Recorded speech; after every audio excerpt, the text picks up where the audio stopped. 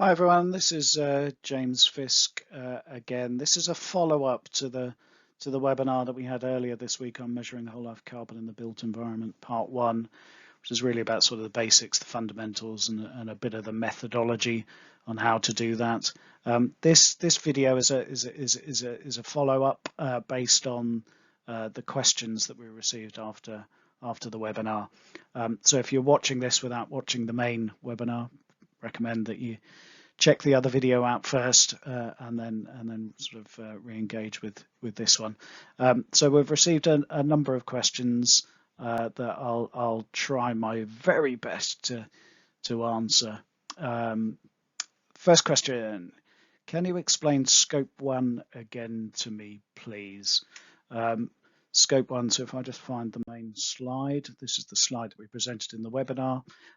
There's a lot of information out there on the internet. This is a common image, and there's lots of really good definitions on Scope 1, 2, and 3, as we talked about business reporting sort of side of things, which is slightly different to how we're reporting emissions on a construction project.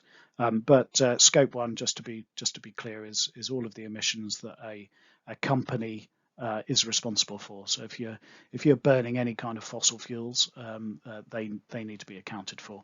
So the typical things that you would obviously burn fossil fuels for would be for heating, whether you're gas or oil fired boilers or biomass boilers. The emissions associated with those things would need to be accounted for in sort of Scope 1, along with sort of any vehicles that you have as a company, or any sort of burning of fossil fuels due to sort of any processing that you're doing if you're a manufacturing company. There's also an element of sort of refrigerants and air conditioning units that could be emitting sort of those gases as well. So as I say, there's a lot more information on that on the internet. The reason I just wanted to talk around Scope 1, 2, and 3 was just to make sure that if you're hearing that kind of terminology, it's for business reporting, whole life carbon assessments on construction projects. We don't care whether it's Scope 1, 2, or 3. It's all stuff which is being emitted due to the construction project. So there's a big difference between Scope 1, 2, and 3, and obviously what we're talking about today. With so much information that goes into measuring embodied and operational carbon, how is the level of confidence of the data validation represented? I'm going to default the answer to this with our webinar, that's our second part, which is later on this month, which is around sort of data. Built Environment Carbon Database, BCIS, that we'll be talking about in more detail on the second webinar, has a way of sort of plotting the level of confidence of the data. So I won't answer this one now, but I'll just say please register for the second webinar that I'll be sort of running later this month. Is it possible to register to receive the consultation document for the RICS professional statement for whole life carbon assessment? Yes, it is. RICS consultation is open. It will generally be a web page on rics.org. Obviously, the update to the RICS professional statement that we were talking about in the earlier session isn't out yet for consultation, so I don't think there'll be a web page for it, but keep your eye open on rics.org and you'll be able to engage with that process. It is really important. We need to make sure that that professional statement, which is underpinning the methodology for this important thing, that we've fed into it. We've made sure that works. How are temporary works quantified in the methodology? So that's a good question. So temporary works are accounted for. If you're doing any form of temporary works on your construction projects, they need to be accounted for. They are things which again are responsible for creating emissions, regardless of whether they're temporary or not. They're still responsible for emissions, and if you weren't doing a construction project, you wouldn't be doing the temporary work, so therefore it does need to be accounted for. Where you account for it fits under the elemental structure that we were talking about earlier, which is the BCIS standard form of cost analysis elemental structure.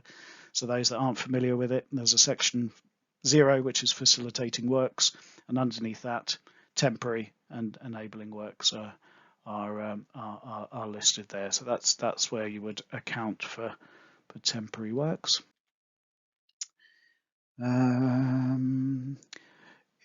Is it realistic to get EPDs at early stage assessments, REBA 1, 2 and 3?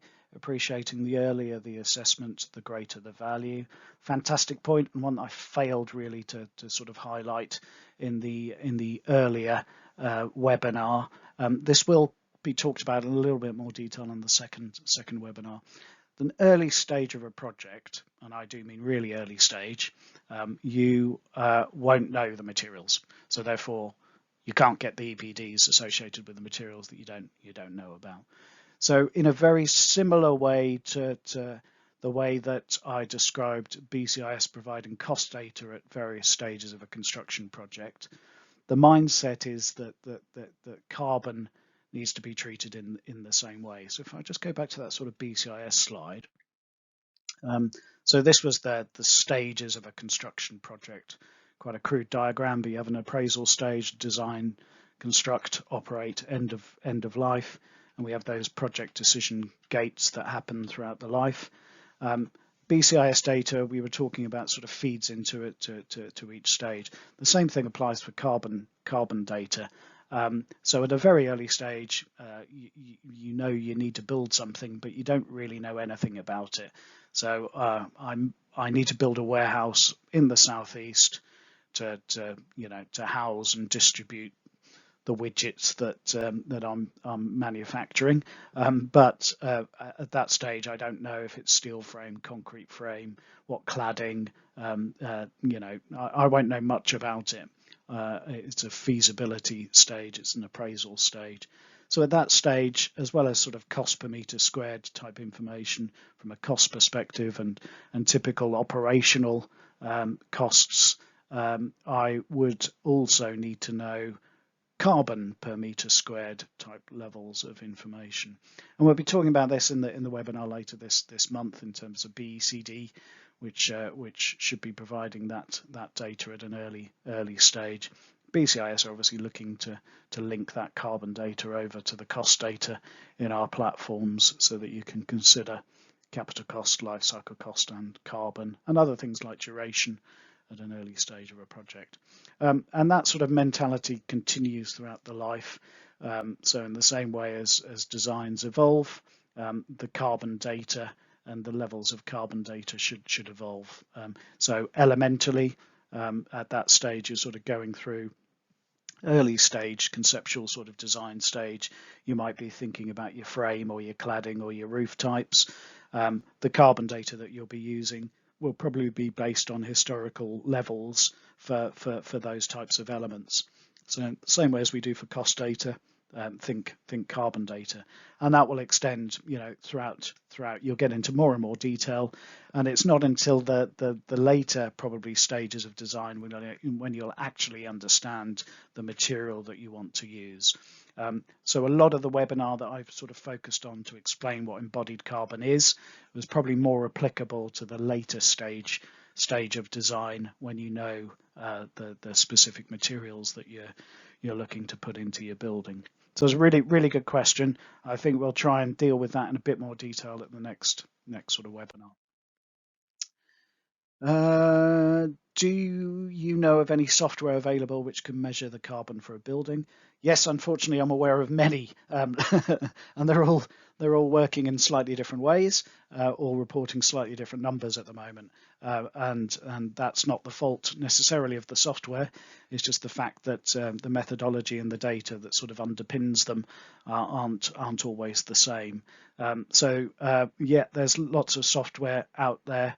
Examples of one-click LCA, Sterling, cost and carbon. There's lots of those types of things available through a search on the internet. The most important question you can really ask is, does the software conform and comply with the RICS methodology? RSES, I know, are doing some work. As an industry, we need to try and standardize and sort of almost regulate what we're doing in this space. And RSES are looking at how they can make sure that software that's being produced is compliant with the RSES professional statement. So yeah, bit of work needed by the industry really to pick up that, because if not, we're best intentions, we're going to have lots of different software tools and calculators all working in different ways. Would use include regular checks such as fire extinguisher visual checks? So I think this is in relation to the use stage.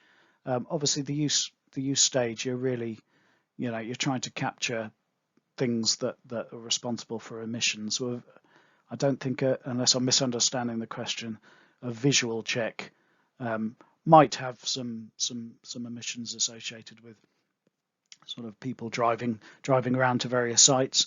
If that's the case, obviously it would need to be captured. Yeah, so apologies if I've misunderstood that question. If the submitter of it, if they want to just reconfirm if I've got that interpretation wrong.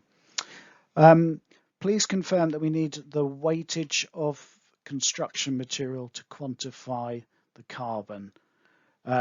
No, you don't. No, definitely not. So if I've given you that impression, I apologise. I think the example that we used was the brick wall.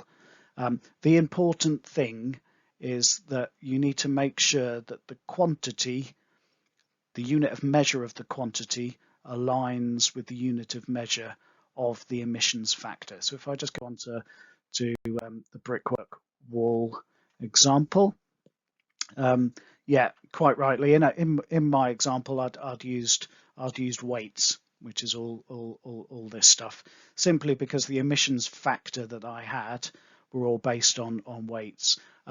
So this could be meters squared, this could be meters cubed, this could be tin of 5 litre paint. It could be anything. Yeah, you just need to make sure that whatever quantity that you're capturing is the same unit of measure as the emissions factor. So what you don't want to be capturing the volume of a particular item and then using an emissions factor which is for meter squared or for 5 litres or something else. You've just got to make sure that the units of measure are the same, which sounds I hopefully blatantly obvious, but also trips a lot of people up, because the emissions factor won't always be in the unit of measure that you would naturally think of capturing the quantities of things. So yeah, just watch out for that one.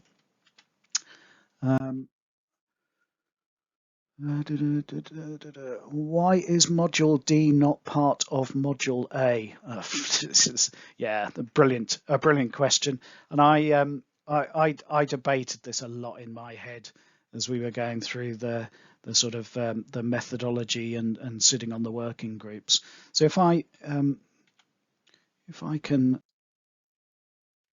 show, so the really good question. If we remember, I got product sort of stage A, which is all about the product and the construction process, and B is the in use, C is the end of life, and then D is this thing about what could happen after the end of the life in terms of in terms of the materials and things that you're using.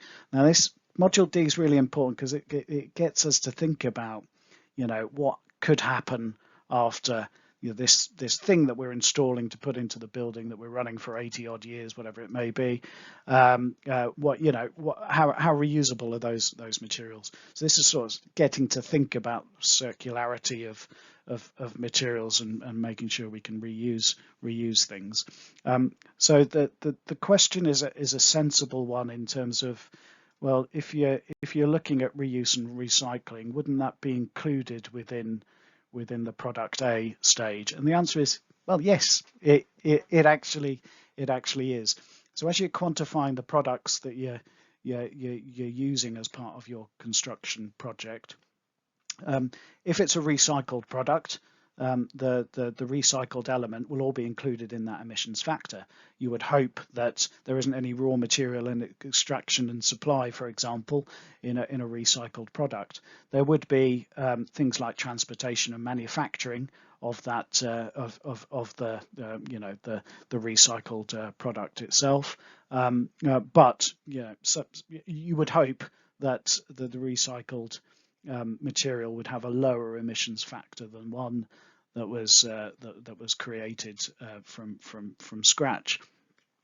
So what the methodology is trying to do is that, with recycled materials, you would quantify them and use them in the product stage. But what this is trying to get you to think about is, after the life of your project, will it be reusable? Can you reuse this specific material? So if you think of a life cycle of a project, which is what obviously this is showing us, the end of your project is the dotted line here. Everything past the dotted line are things that could be used in the future. So that the next time that you're starting a project, it may be that you've actually reused some of the stuff from Module D. So there is an interrelationship between Module D and Module A, but think of it as, any recycled material you would include and you would quantify within the A stage, and the more of that you can do, the lower your emissions will be. So it's just getting us to drive that behaviour and think about, actually, this would be really good, because at the end of this project we can then benefit our next project or someone else's project by picking materials that could be recycled in the future. So hopefully that makes some sense. It took me a little while to get my head around it, and hopefully I've been able to explain how I rationalized it in my head. Okay. How can FM operational maintenance encourage its supply chain, especially small local family companies, to provide carbon reporting? I think, we can almost ignore the FM operational maintenance side of things. How can we encourage our supply chain to provide carbon reporting? I guess there's a number of things there that we could think about in terms of building it into any framework agreements that we've got with our supply chain, or just sitting down with them and making sure that we understand that this is something which is important to you to be reporting. So sort of sitting down with that supply chain, helping them to understand what it is you need and how you need it, and making sure that we're supporting them by showing them perhaps how they can do it. So I think there's an element of sort of education first of all with any members of the supply chain, to explain why we want to do this sort of thing, why it's important, why perhaps it might be a good thing for them to be reporting things like carbon emissions going forwards. Look, we're all on a bit of a journey when it comes down to sort of carbon reporting. We know we should all be doing stuff about it, but there's also a lot of other things going on in the world. Rising costs and recessions and all of those other bits that we're having to deal with on a day-to-day basis. We don't want carbon reporting to be just another headache. We want companies to be proud that they're reporting and reducing their emissions. So I think there's an element of sort of education and speaking to our supply chains there. And if that doesn't work, the stick. The stick of, if you want to work for us, this is what we'll need from you in the future. Okay, can we define a criteria to meet for carbon emissions? Similarly, we have requirements to obtain LEED certification.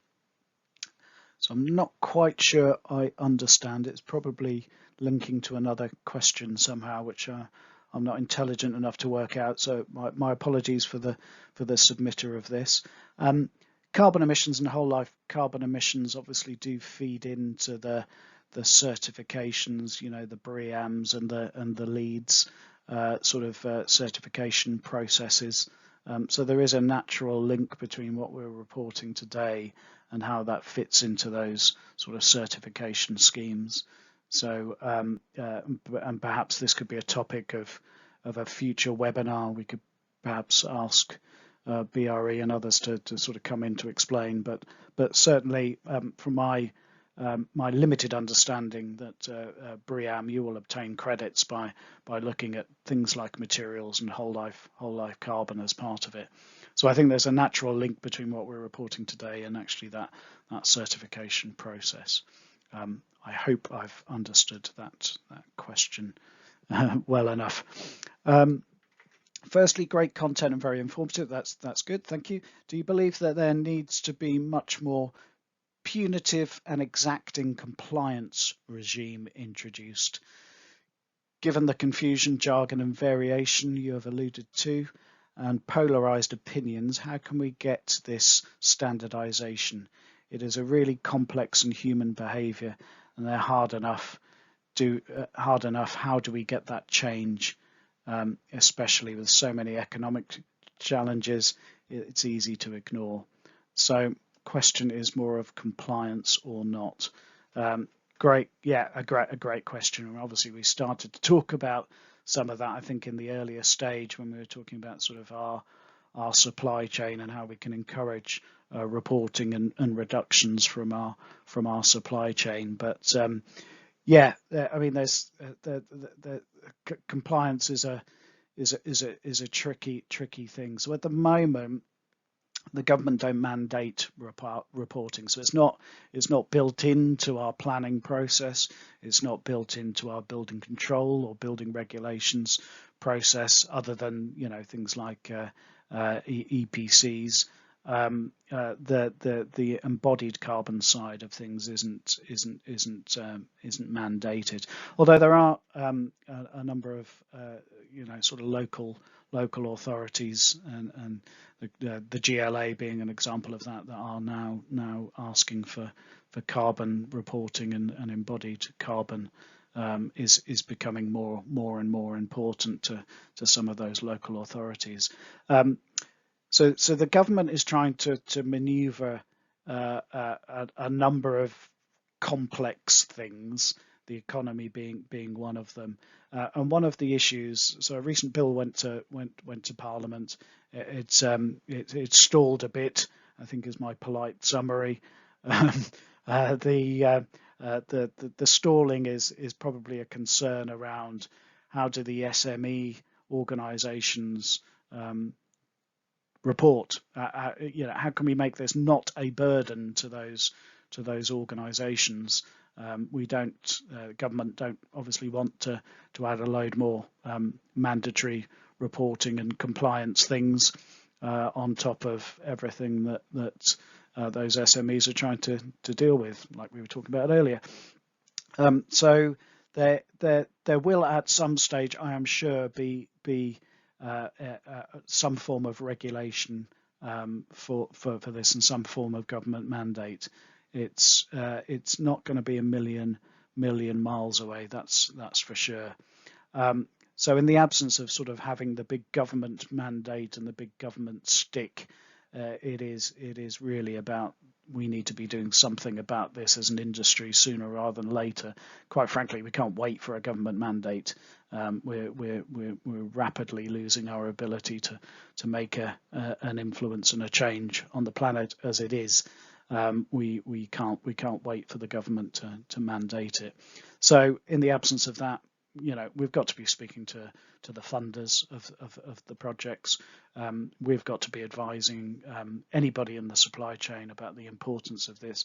We all have a duty, and we all have a responsibility, I think, to start to talk about these things with whoever we're dealing with within the built environment. And if we can get some of these bits in place, government will find it much easier to sort of be able to standardize and perhaps mandate carbon reporting in the future. So yeah, sorry, I'll get off my political soapbox. Really helpful introduction. Do you offer a service to offer assessments for individual projects. No, we don't. That's not the role of what we're trying to achieve from these webinars. BCIS is a data provider. We're not. There are people much better qualified at being able to do that. Hopefully, the majority of those will subscribe to BCIS and use that sort of standardized data. But no, BCIS don't provide that sort of service. The bigger driver of change is tax. Interesting, yeah. Is BCIS discussing with government how carbon in construction might be taxed? So we are obviously engaging with government quite a bit on this topic. The issue on tax obviously relates to somewhat to what I was talking about a little bit earlier, that until you can accurately and consistently measure things and embed them in, you can't really talk about tax. So it's part of that ongoing evolution and trying to get the government to understand some of the parts on measurement and reduction, which will happen over time. There are obviously other things relating to tax and carbon that I won't go into today. Maybe for an after publication, could you pop in the acronyms into a glossy document? That's a great idea. Yes, I'm sure we can do that. I'm sure there are other sources of acronyms probably being published. So I think we'll just have a quick look around and see what's available. We don't want to reinvent the wheel. If we can point people to a single document or a single source that has those acronyms in, that will be, I think, much better for all of us. How do you deal with original materials in a retrofit? Do you include these? No, you can't, because of an existing building, you can't be confident of the materials that were used to build the original sort of building. So you can't include those. They're in essence, I guess, they're equivalent to what we would call sunk costs in the financial world. They are emissions that we don't know enough about the materials to be able to quantify them. So you only measure from what you know now and what you're doing from this point on. So in a retrofit, if you're knocking down walls, putting new walls up, doing other things, they're the bits that you would quantify. In the early stages of design, where there is no specification, how do we choose the most appropriate EPDs for our assessments? So I think I've covered that earlier. At early stages of design, you probably wouldn't know what materials you're using, so therefore the EPDs may not be possible at that stage. So again, later on this month, we will try and talk a little bit about that in terms of the data and some of the data that you can be using. If looking at whole life carbon for heritage buildings, is there a way of discounting its age when considering embodied carbon? Not quite sure what we mean there. If it might be a similar question to what we talked about in terms of retrofit. So obviously, if it's a heritage building, you can't go through and quantify the embodied carbon associated with the with the thing that's stood there for hundreds of years. All you would quantify is the work associated with what you're doing on that heritage building, sort of going forwards, and that will be what it will be. And in some cases, some of the restoration type activities, may be a little bit more carbon intensive, but we need to measure them, we need to understand them, we need to see if there is a way of reducing them.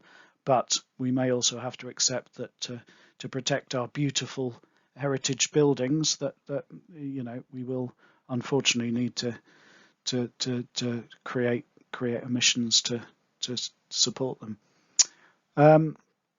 With large-scale office refurbishments, presumably organisations can complete a whole life carbon assessment for this. Where do organisations typically report this? Just for internal use, included in an annual carbon footprint. So yeah, absolutely, no matter what project you're involved with, any kind of construction activity. It doesn't have to be new build. This is for refurbs and retrofits and everything else. You follow this type of approach. So yes, you can absolutely complete a whole life carbon assessment for an office refurb. Where do organisations typically report this? Will very much depend on the organisation. So there are funders and developers that include it as part of their board reporting. Emissions, not just scope 1, 2, and 3, but maybe assessments of their portfolio, which we'll see from a board reporting perspective. Is it for internal use? No, not necessarily. Obviously, some organisations see the benefit of reporting their reductions to stakeholders and shareholders. So not always internal use.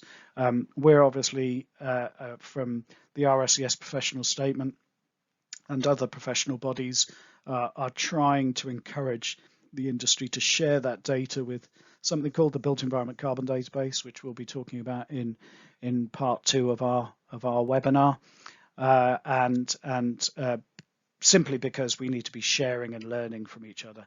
So if that client organisation has done something on an office refurb where they've been able to reduce their emissions, and maybe their costs, if there's any learning that the rest of the industry can take from that, we should be sharing that sort of information. So the Built Environment Carbon Database is a way that we can do that, which we'll talk about later this month. We're getting there, folks. We're getting there. Do you use any particular system to calculate measuring whole life carbon? So I've covered that earlier in terms of systems. As construction professionals, how, in your opinion, are we best positioned to take this information and implement it with clients on projects? Is there some high-level actions we can do to start breaking down this into manageable proportions? Obviously, there is awareness.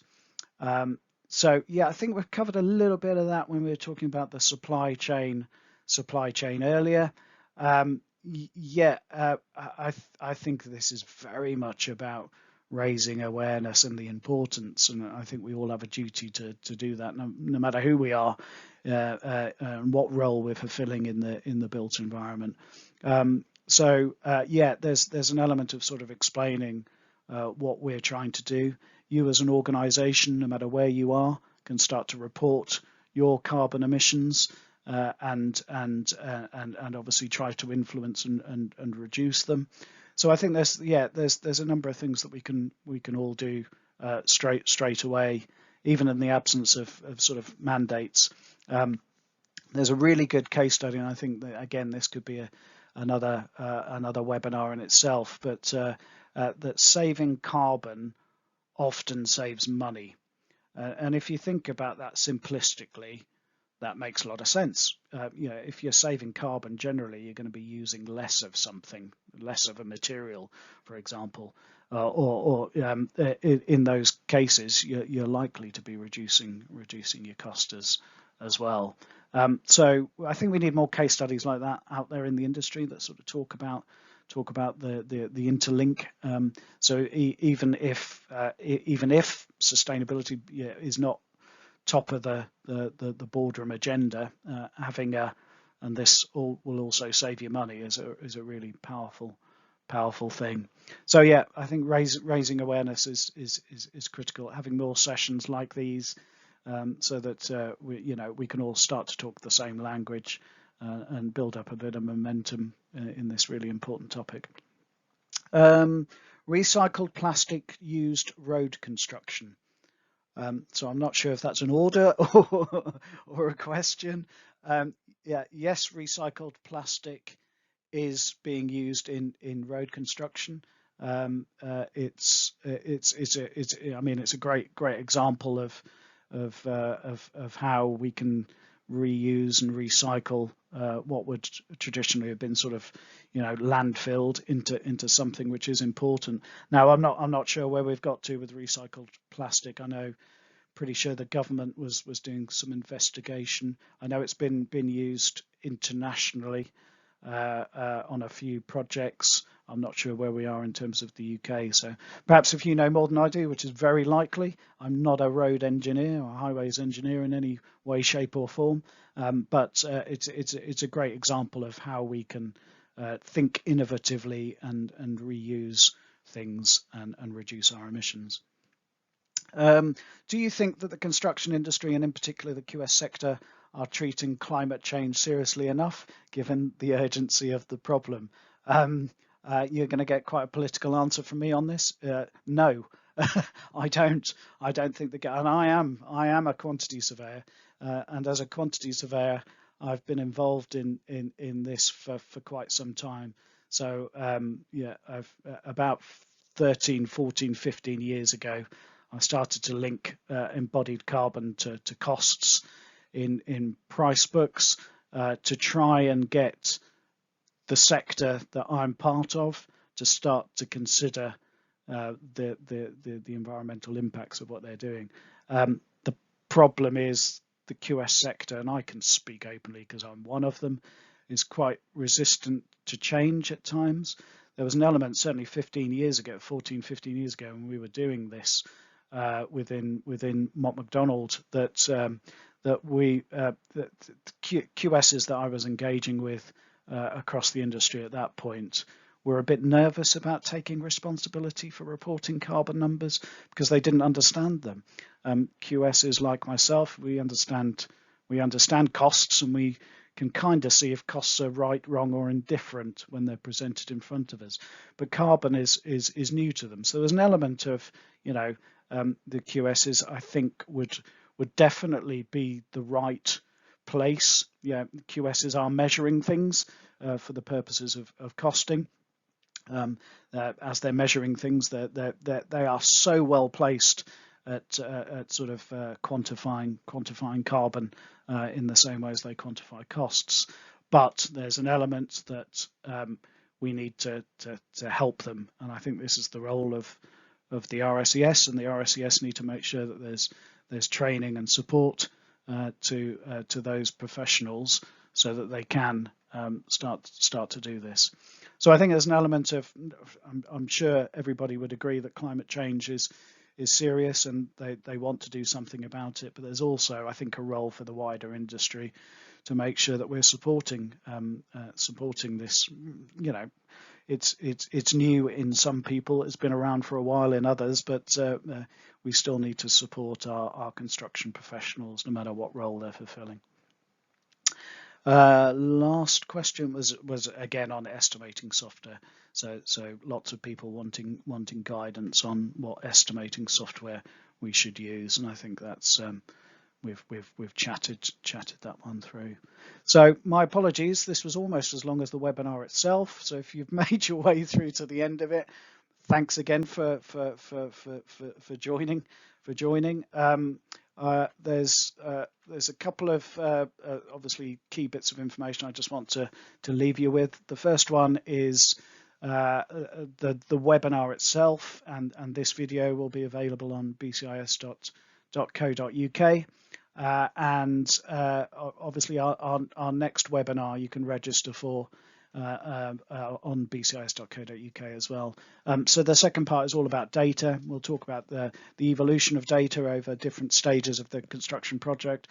We'll be talking about BECD. We're going to be joined by my friend and colleague Fabrizio from RSES, who's been leading some of the working groups for something called the Built Environment Carbon Database.